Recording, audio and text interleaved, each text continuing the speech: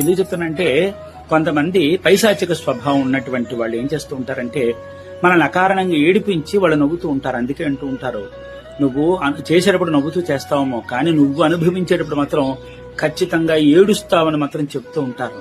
అంటే ఎందుకు చెప్తానంటే కొంతమంది అకారణంగా పాపం వాళ్ళ మీద ఎంతో విశ్వాసం పెట్టుకున్నటువంటి వాళ్ళని మానసిక క్షోభకు గురి చేసి అబద్ధాలాడి మోసాలు చేసి వాళ్ళని చిత్రహింసలకు గురి చేస్తూ ఉంటారు, మానసిక క్షోభను గురి చేస్తూ ఉంటారు.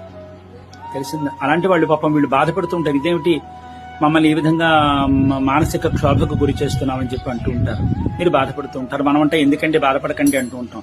మనం అంత సులభం కాదు, ఆ బాధ కలుగుతూనే ఉంటుంది. నమ్మక ద్రోహం, నమ్మకమైనటువంటి దెబ్బ ఇంత అంతా కాదు. మీరు ఏడుస్తున్నారు కదా, ఏడ్చేసండి. దాని అర్థం ఏంటో తెలిసిన, మీ ఉసురు వాళ్ళు పోసుకుంటున్నారని, మీ కర్మ పూర్తి అయిపోతోంది, మీ కర్మను వాళ్ళు మోస్తున్నారని, మీ ప్రారంధ కర్మను మొయ్యడానికి వాళ్ళు సిద్ధంగా ఉండబట్టే వాళ్ళు ఈ విధంగా పైశాచికంగా అబద్ధాలాడి మోసాలు చేసి